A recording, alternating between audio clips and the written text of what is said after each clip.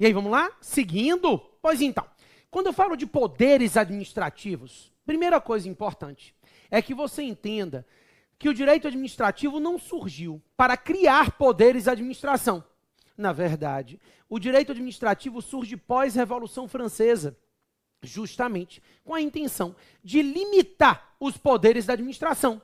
Isso, antes, tínhamos a ideia do Estado absolutista, né? O rei não erra.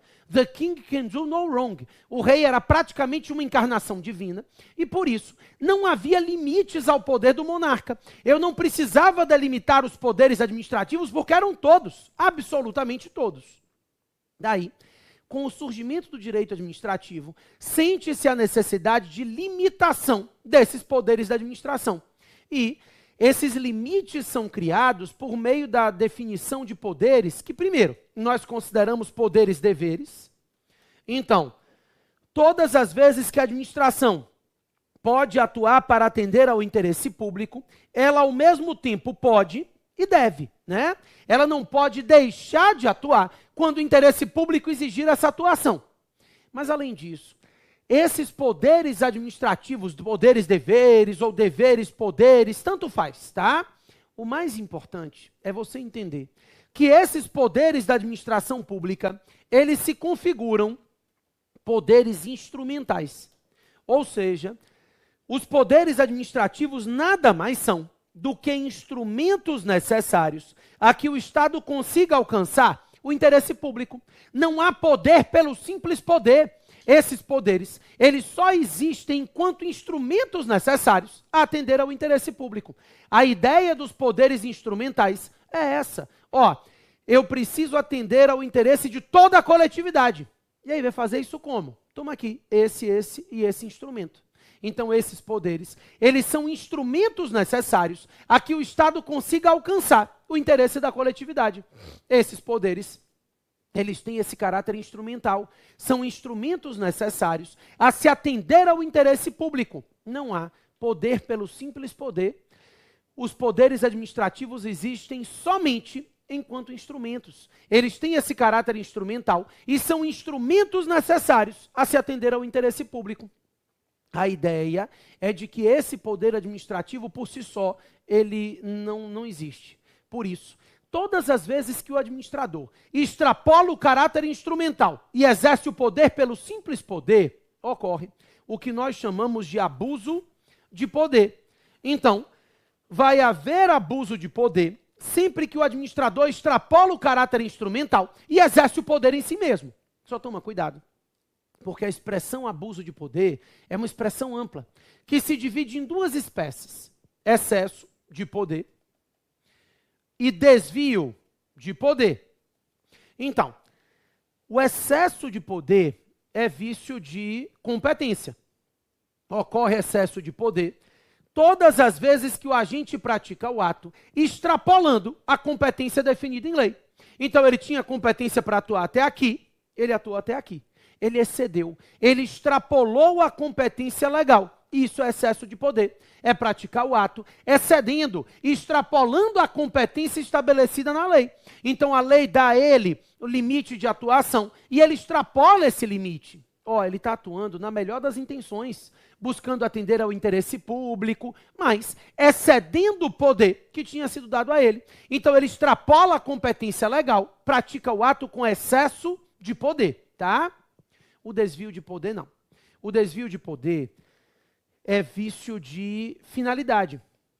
Então, ocorre desvio de poder quando a gente pratica o ato buscando atingir uma finalidade diversa daquela finalidade prevista na lei. Isso é desvio de poder. Então, o excesso de poder é vício de competência, o desvio de poder é vício de finalidade.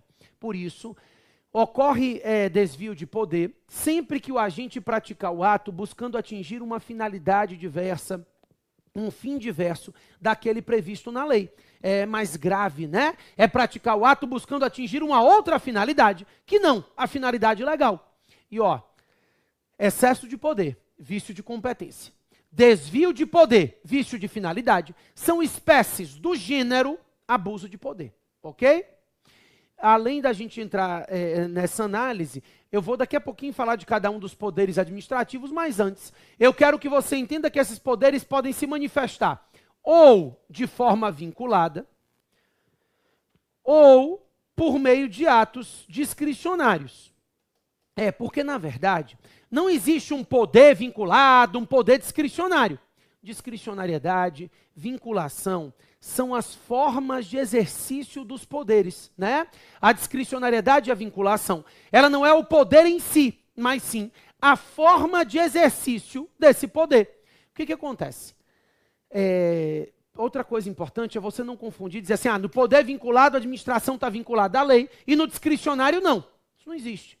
Toda atuação administrativa está vinculada à lei. O que muda é a forma como a lei prevê a prática desse ato. Exatamente. Por quê? No ato vinculado, na atuação decorrente de um poder vinculado, a lei prevê a prática do ato e ela estabelece critérios objetivos de atuação, sem dar ao agente público nenhuma margem de escolha.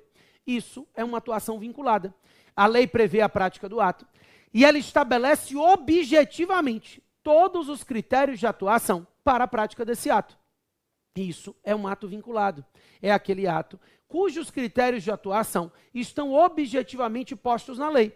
Então, por exemplo, a lei diz que se você faltar mais de 30 dias consecutivos ao serviço, demissão. Pessoal, preste atenção que o critério apresentado aqui é um critério objetivo. Se você faltar 30 dias, você não pode ser demitido. E se você faltar 31, não pode deixar de ser demitido, porque a lei estabelece um critério objetivo. Mais de 30 dias consecutivos, demissão. Então, o raciocínio é que a ausência do serviço por mais de 30 dias consecutivos enseja a demissão. Em outras palavras, a lei não dá ao agente público nenhuma margem de escolha. A lei estabelece objetivamente os critérios de atuação. Se a situação legal se configura, o ato tem que ser praticado. Se não se configura, ele não pode ser praticado. Isso é um ato vinculado, né? Outro exemplo, a lei diz que aqui em Salvador, por exemplo, quem mora na beira-mar só pode construir 8 andares. Pessoal, isso é um critério objetivo. É para garantir a ventilação da cidade. Salvador é assim, ó. Tudo ao redor é mar. Se o povo constrói um monte de prédio de 1000 andares ao redor, quem mora no meio da cidade morre seco, sem o mínimo de ventilação. Por isso, só se pode construir 8 andares na beira-mar. Se eu comprovar que a minha construção de 9 andares está em uma localidade específica que não vai impedir a ventilação da cidade, eu posso construir? Não. Porque a lei estabelece um critério objetivo. Na beira-mar, só pode construir 8 andares. A ideia é essa. Não há margem de escolha. O administrador não tem o que pensar, né? Ele é mero aplicador da lei. A lei fala, 8 andares pode, ninguém vai embargar a obra. 9 também não vai poder deixar de embargar a obra, porque a lei estabelece um critério objetivo de atuação nesse caso. Tranquilo? Na atuação discricionária é diferente.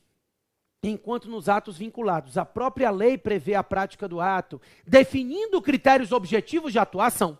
Nos atos discricionários, a lei também prevê a prática do ato, porque a gente sabe que toda atuação administrativa está vinculada à lei.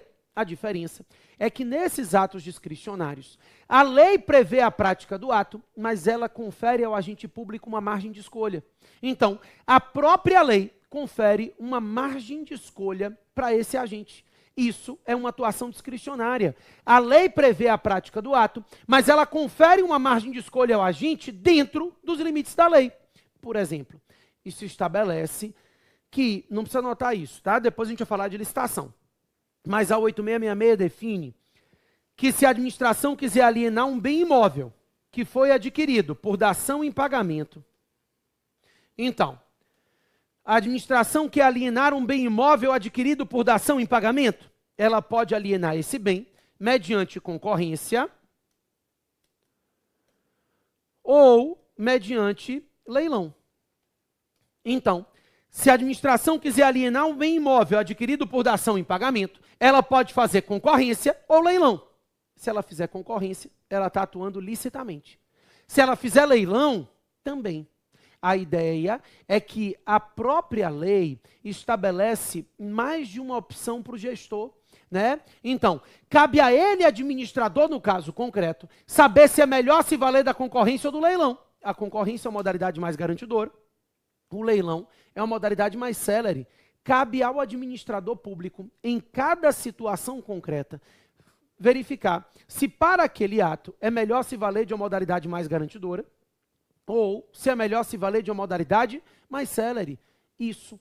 Essa possibilidade de o administrador público escolher dentro dos limites da lei. Preste atenção que discricionariedade não é arbitrariedade. A lei fala que ele pode fazer concorrência ou leilão. Se ele fizer convite, pregão, tomada de preço, o ato é ilícito. Então a ideia é de margem de escolha dentro dos limites da lei. É o que a gente chama de discricionariedade. É o que a gente chama de mérito administrativo. Então, o mérito, a discricionariedade, é justamente essa margem de escolha conferida para o administrador, uma margem de atuação, dentro dos limites estabelecidos na lei. Isso é o mérito da atuação administrativa, tá? O problema é que quando a margem de escolha vem assim, concorrência ou leilão, todo mundo consegue enxergar facilmente. Mas muitas vezes, esse mérito, essa discricionariedade se apresenta por meio do que nós chamamos de conceitos jurídicos indeterminados. Exatamente. Então, deve-se praticar um ato se houver paz pública, moralidade pública, né? São conceitos indeterminados que vão ter que ser analisados e concretizados em cada caso, em cada hipótese. Pessoal, a lei diz que a administração pode, por exemplo, dissolver uma passeata se ela for tumultuosa. Que diabo é tumulto? Cada pessoa tem uma noção diferente do que é tumulto, né? Tumulto para mim é uma coisa, para minha avó é outra. E aí, cabe ao administrador, no caso concreto, de acordo com a vivência dele, com o entendimento de vida dele, considerar se naquela situação houve um tumulto suficiente para dissolver a passeata ou não. Afinal de contas, a passeata também é liberdade de expressão, de associação. Então eu preciso verificar se existia um tumulto que justificasse ou não o fechamento, né, de solução da passeata.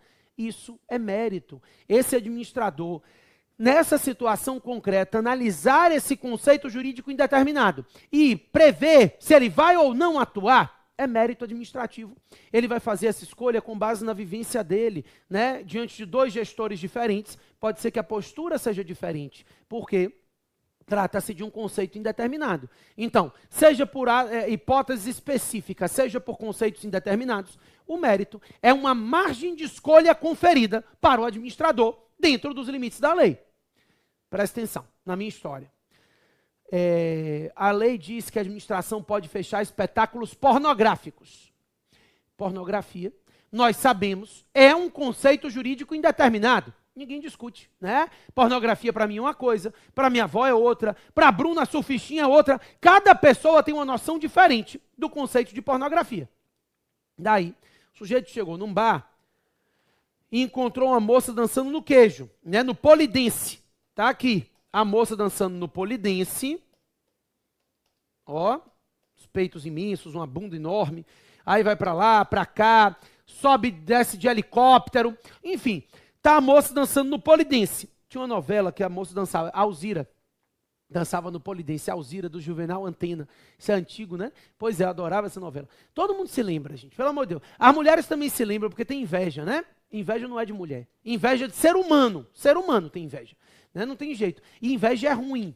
Você está andando na rua, aí você vê uma mulher com uma bunda linda. Você quer ter uma igual a dela? Não, você quer que a dela caia. Inveja é assim, né? Minha mulher dorme que nem um anjo. Eu tenho insônia, então eu não durmo.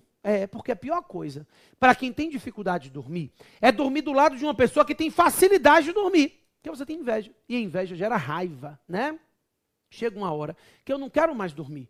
Eu só quero que ela também não durma. É só isso. Né, que ela também não consiga pregar o olho, que fique na miséria, cheia de olheira. É só isso, já me resolve. Né? É mais ou menos assim.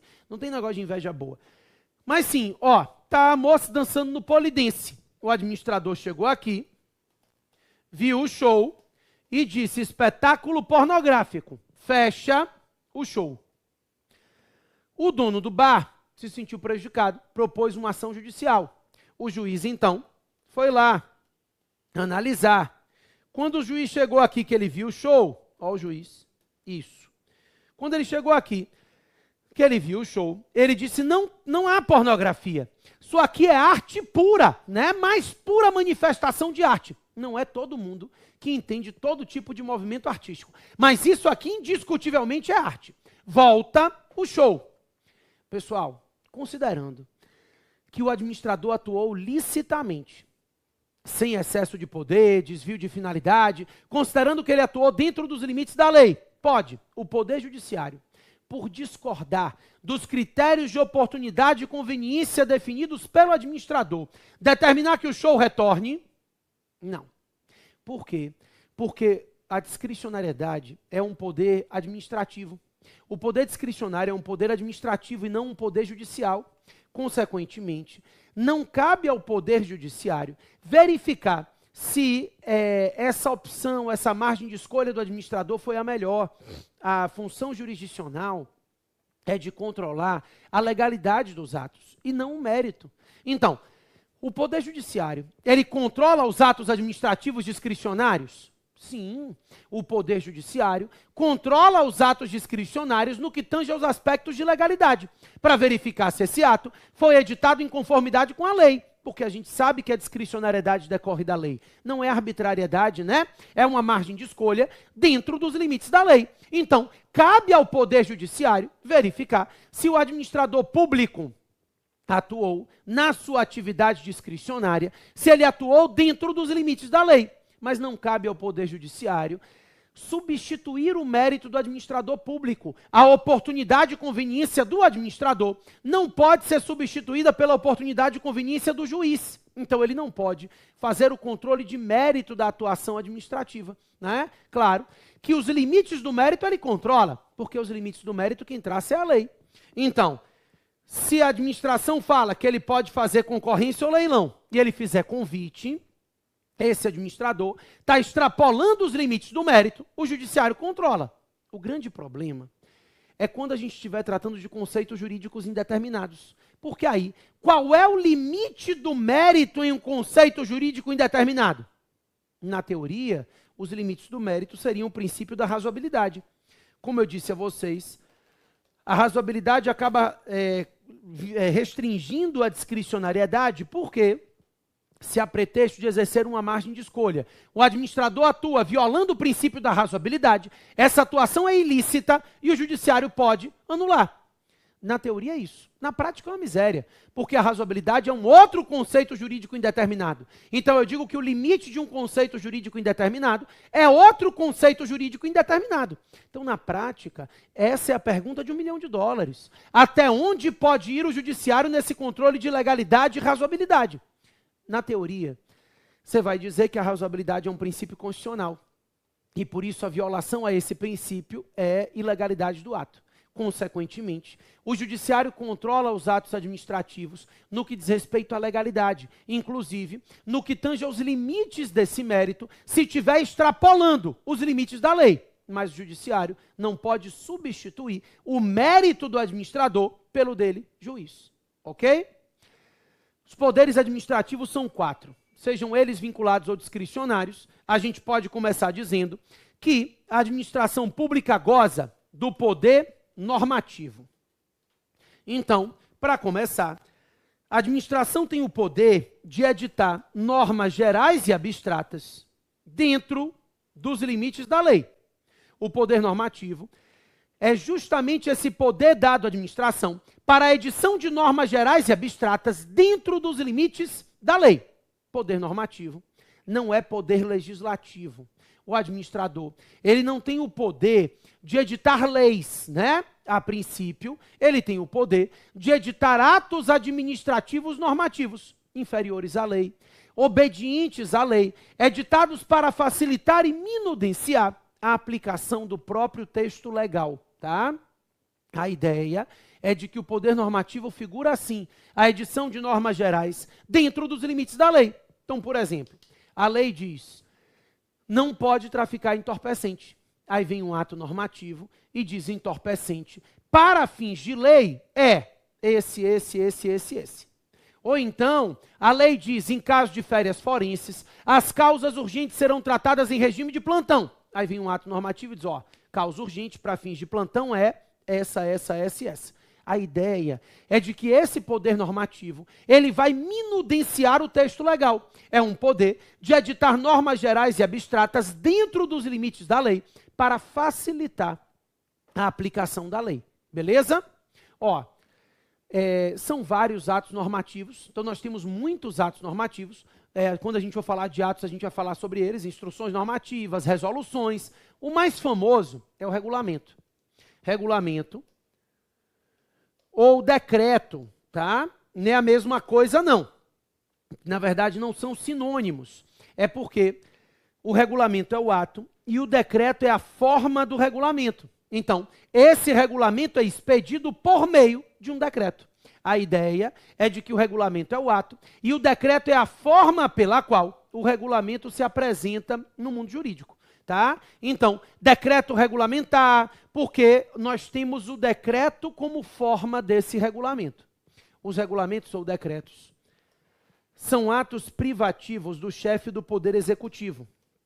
Somente o chefe do Poder Executivo pode expedir decretos ou regulamentos. Outras autoridades podem expedir outros atos normativos, resoluções, deliberações, instruções normativas. Regulamento não. Regulamento é ato privativo do chefe do Executivo. Presidente da República, governador e prefeito podem expedir regulamentos. Então, é um ato privativo do chefe do Poder Executivo. E aí, a gente tem um primeiro problema. A doutrina tradicional tratava como sinônimo do poder normativo, poder regulamentar. Então, na verdade, ao invés de se falar em poder normativo, ao falar dos poderes da administração se dizia poder regulamentar, hierárquico, disciplinar, enfim, o poder regulamentar era esse poder de normatização. Hoje, o nosso entendimento é de que o poder regulamentar nada mais é do que uma espécie do poder normativo. Porque o poder regulamentar é o poder de expedir regulamentos, tá? Então, o poder normativo é o poder de edição de normas gerais e abstratas dentro dos limites da lei. E o poder regulamentar é uma espécie do poder normativo. Porque o poder regulamentar é o poder que a administração pública tem para expedir regulamento. A ideia é de que esse poder regulamentar é o poder de expedir regulamentos, né? Atos gerais e abstratos, normas gerais e abstratas, editadas pelo chefe do Executivo. Então, poder normativo é o gênero, poder regulamentar é a espécie. Poder regulamentar é privativo do chefe do Executivo. E aí eu chego no meu problema. Porque nesse poder regulamentar, o direito comparado, a doutrina internacional, dividem os regulamentos, né, em regulamentos autônomos e regulamentos executivos. Então, nós temos os decretos ou regulamentos executivos e os decretos ou regulamentos autônomos. A ideia é de que nós temos o regulamento autônomo e nós temos o regulamento executivo. Regulamento executivo, ninguém discute. É aquele regulamento expedido para fiel execução da lei.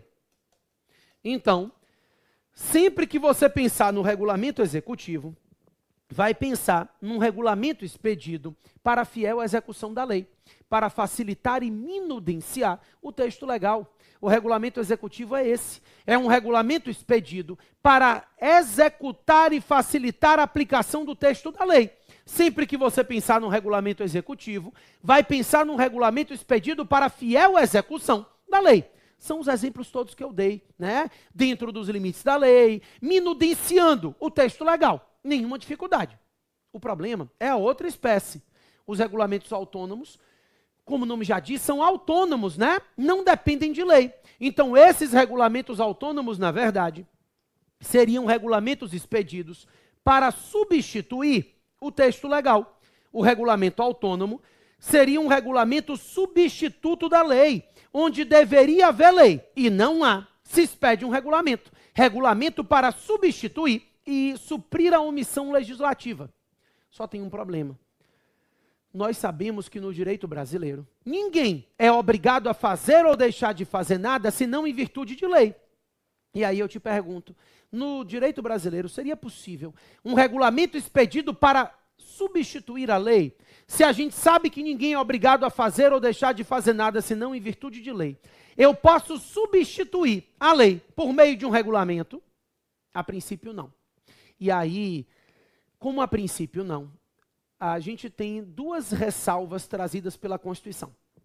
O artigo 84, inciso 6 da Constituição Federal, estabelece, não precisa notar que ele não vai sair de lá, põe aí 84.6 e olha para mim. Ele diz que o presidente da República pode, por meio de decreto ou regulamento, fazer a extinção de um cargo público, desde que seja um cargo público vago, e também pode tratar da matéria de organização administrativa, desde que não gere despesa, desde que não crie e nem extinga órgãos públicos.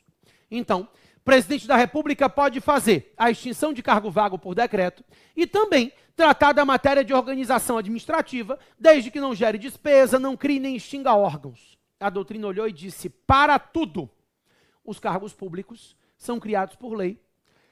Se alguma coisa é criada por lei, só pode ser extinta por lei. Então, no momento que eu tenho a extinção de um cargo público por decreto, ainda que esse cargo público esteja vago, esse decreto está substituindo a lei. A mesma coisa é a matéria de organização administrativa, que é matéria de lei. Então, ainda que não gere despesa, ainda que não crie nem extinga órgãos, tratar da matéria de organização administrativa por decreto é tratar por regulamento ou decreto de matéria atinente à lei. Então, o que a gente entende hoje é que a regra no direito brasileiro é a edição de regulamentos executivos. Em regra, no Brasil, os regulamentos são editados para fiel execução da lei. Se admitem os regulamentos autônomos nas duas únicas hipóteses previstas no artigo 84, inciso 6 da Constituição. Então, esse artigo 84.6 prevê as duas únicas hipóteses de regulamentos autônomos constitucionalmente admitidas: para extinção de cargo vago e para tratar da matéria de organização administrativa, desde que não gere despesa, desde que não crie e nem extinga órgão público. Ok? Além do poder normativo, nós temos o poder hierárquico. O poder hierárquico, ele é um poder de administração pública, de organização e estruturação interna da atividade. Esse é o ponto importante. Primeira coisa que a gente tem que entender é que o poder hierárquico é um poder interno. Então, o poder hierárquico é o poder que a administração tem de organização e estruturação interna da atividade. A hierarquia, ela justifica essa organização interna, essa estruturação interna da atividade pública. O poder hierárquico é um poder interno, é um poder que se manifesta entre órgãos e agentes de uma mesma pessoa jurídica. Não existe hierarquia externa. Então, não há hierarquia da administração direta para indireta, da União para estados, para municípios. Não. Na próxima aula a gente vai tratar de organização administrativa e você vai ver que existe um controle das entidades da administração direta sobre as entidades da administração indireta. Mas esse controle, ele não é hierárquico. A hierarquia, ela não pode se manifestar entre pessoas jurídicas diferentes.